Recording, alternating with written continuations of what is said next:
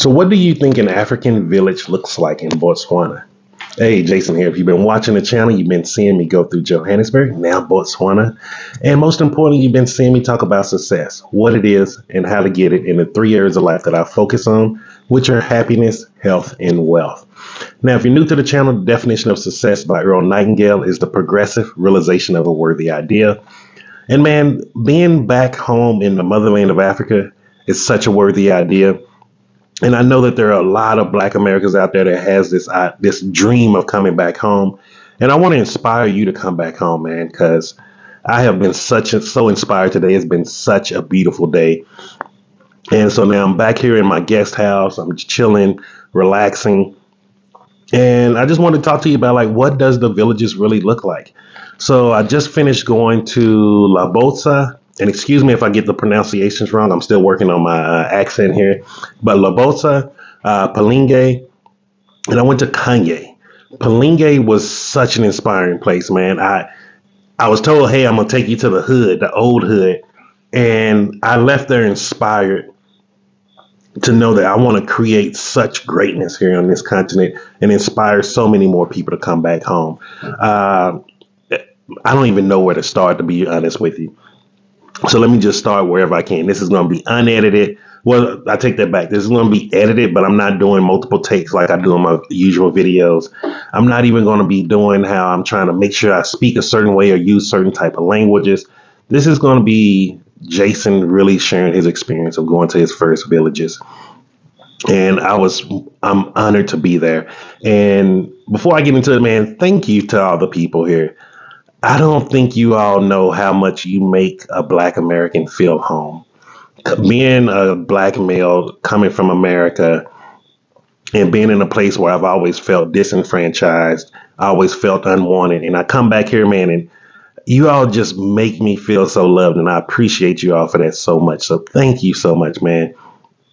When people told me don't come to Africa after CC passed away and I knew God was leading me here, I knew it was for a reason, and today just showed it even more. And thank you so much. I'm going to keep saying it over and over again. So this video, I'm going to actually do a couple of different things because instead of just showing you and clipping things and just me talking, I'm going to play with some editing skills here. I'll tell you, I got inspired, man. And so I'm going to edit in some of the footage that I have of the different villages and just driving and showing you how beautiful this is, just so you can see. And so you can experience. I know there's so many of my brothers and sisters back in America that just want to come back home. And I want to show you why you need to come back. And so when I first went into the villages, man, like I was impressed. One, the houses. It reminded me a lot of living in Central America in Panama. So what some people may be like, oh, this looks poor or this and that. I felt at home. However, there was one difference that I'm going to be honest with you about, man, and I have to apologize to my people here in Botswana ahead of time. I never felt that safe in my life, yo. Like, I never felt that safe in my life. And I felt free. Like, I felt free there. Like, I didn't feel like I had to be worried about being an American. I didn't feel like anyone was going to target me or do anything. So that's the biggest difference. I'm going to be honest with you. I felt safe and free.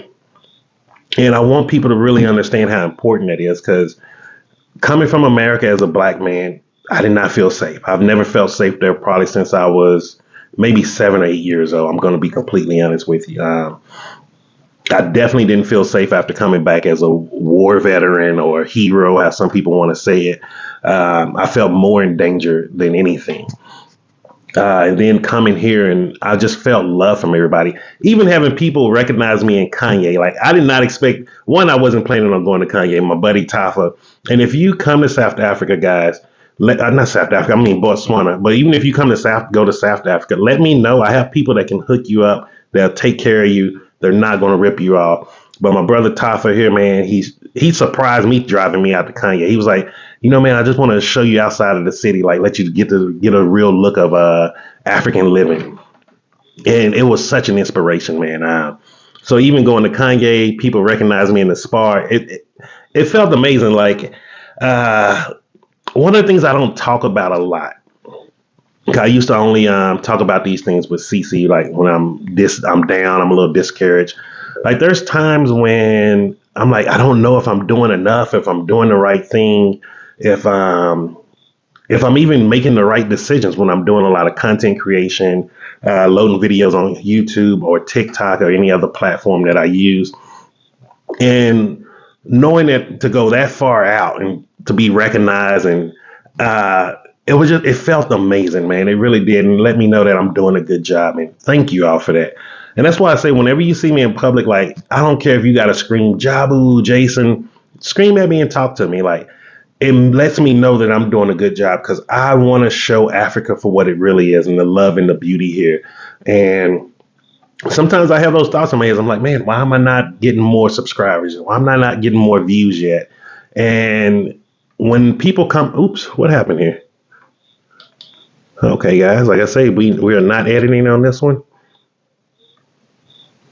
Okay, that was weird. So I'm still learning this new gimbal too. The gimbal just kind of croaked out on me. And so when people come up to me and they talking to me and let me know they love the content, they're watching the channel, that lets me know I'm doing the right thing, man. It really does, because self-deprecation is really easy and it's really simple to get into, especially when you're at this alone and you're doing it alone. I don't have my partner anymore doing this. So now on this new adventure by myself, it's all new uncharted territories. And so that really encourages me to keep going. And so thank you all for that. And it lets me know that I am doing the right thing, even when sometimes I'm being hard on myself. However, let's get back to the villages, man. I had one of my best meals in Africa on this continent so far in Labosu restaurant. The dumpling, man, that dumpling was delicious, yo. I've never had a one. It was like it reminded me of unleavened bread or some kind of way. It's not a traditional American dumpling, and so it had a nice sweetness to it, very good fluffiness. I was sopping up that chocolate with it, man. I was just digging in like, whoo, man, that stuff was good. That's why I don't post videos of me eating a lot, because sometimes I like to just sit back, enjoy, and just really getting it hands on. That was delicious. I ordered so much food. I didn't even, and here's the funny thing, I ordered so much food, I didn't realize how much I was ordering. Luckily, I did, because I was able to give a young brother. He was sitting there needing some food outside, and I gave him some food, and it felt good to be able to do that as a black man. I'm going to be honest with you. I don't want my brothers and sisters here feeling like they need outsiders to help them. Like, I want people to know, like, us as black people, we can come together, we can do good, and there's great black people and black men and women out here, and that really felt great to be able to do that, because it really, you can tell it touched him. Because one thing I say, like, we don't need much money in this world. We need love and compassion, and feeding someone is just something that my grandmother taught me. My big mama. I'm from the South, guys. I know y'all say go here, but I'm used to Big Mama. That was something she always taught me, and that's always been near and dear to my heart. She may have not had a lot of money. She may have not been the richest person in the world, but she always, if she had anything in her refrigerator, anything in her cupboards, she will be able to make a meal for someone and feed someone. And I'm so thankful for you for that, Big Mama, because that resonates home with me even to this day. And then from there, we went to Palinge. And I think Palinge is the oldest hood, or the original. I'm gonna say hood because that's how what I was told, hood. But hoods here are nice, guys. Hoods ain't what we thinking about in America. It's not like that. I think it's just the vernacular here. But it was so beautiful because I ended up finding. I even put up the name of it. It is the Samora Machel Museum. This brother from Mozambique, I apologize. This brother from Mozambique, he was fighting the fight. He was out here trying to unify people. He was out here showing people that the things that was going on here by colonizers, it's not right. And I love that. Come on, why are you doing this, brother? Let's see what we're doing here, guys. Okay, I don't know why. Maybe my gimbal is starting to lose a battery. However, that's cool.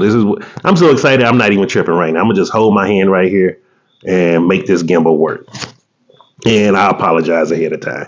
And so seeing that he was out here and seeing the picture of him, the president of Botswana and the president of Tanzania, and they were just happy. And you can tell they were happy to be free. Like that was such an inspiration. Let me see if I can fix this. My apologies. Why are you doing that way? There we go. Okay. I'm gonna have to charge this up. I don't know what's going on here. If you use a DJI Osmo Gimbal 4, let me know and you can give me some pointers on that, guys. Jabu needs help, as clearly as you can see. And so that was just very inspirational seeing that. Oh, I know what might be the problem. I might be knocking the balance off. And so that was so inspiring, man, because I never heard of him. And seeing that museum, seeing the house he went into, and the house he went into, I'm gonna clip pictures all throughout here of some of the stuff that I took and some of the videos. It was amazing because like walking in the house, and mind you, we're in a desert. It's hot outside. The house was cold inside. I was like, oh man, it's cool in here. Is this normal? Whatever material they use to build the house, it insulates the inside of the house to keep cool. Ingenious. Like, don't tell me, I don't want to ever hear people talking about Africans are dumb. That is ingenious. Like, let's be real here. To keep that house that cool, it was freaking nice. I could have took a nap in there easily. And then from there, we went out to Kanye, man. Kanye was real cool. Beautiful views. Beautiful views. One of the things, really, one of the things that I love about here in Botswana is there's just cattle, livestock everywhere grazing. The goats were out grazing. It was just, it's just really beautiful, man. Like really peaceful, really serene. There we go. Let me see if I can do something real quick. My apologies.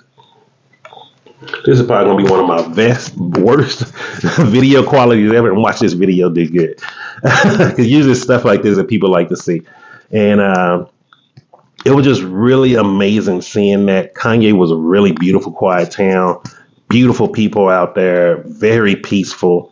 I have not felt any bit of danger here whatsoever. And it was funny because my buddy from Colombia was messaging me at the same time while I'm having this wonderful experience. And he's just telling me how, like, yo, Colombia ain't what it used to be when you was here, man. It's not the same. It's getting more violent. And that's what I'm telling you, man. Guys, start coming home. Come back to Africa. Come check it out. I am working on finding and consolidating a list of accommodations, places to rent, because I know the plane tickets to get here are so expensive. So I am working with getting to know people and getting to consolidate with the right people to start building a whole registry of black-owned places or places that you can rent. And it's not going to break the bank because that's one of the things that I do want to work on while I'm here. And so it was beautiful, man. And, just to save time, I'm just going to go ahead and end this video here because I want to go ahead and start clipping in some of the footage.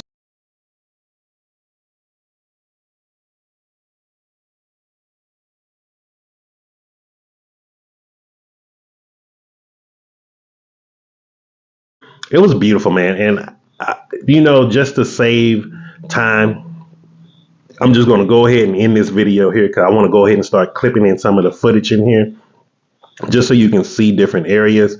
And man, I know you're going to like this video. So I already know I'm going to get about 1,000 to 2,000 likes on this one. And I'll make sure you subscribe to the channel. If you're in Central America, South America, or you're an expat, especially a black expat that's traveling around the world, or you're living in some other countries, come check out Botswana, man. I promise you, you will really love this place, especially if you're in Panama. Panama, just take the heat without the humidity, bring it here, and then you forget about there's no danger here like in Panama. And also, it's not as expensive as Panama either. So, like, everything works out in your favor here. The people are lovely. They're going to be very opening and welcoming to you. You're going to have a wonderful time here. And so just remember this, guys. I'm Jason, and success is simple once you know how.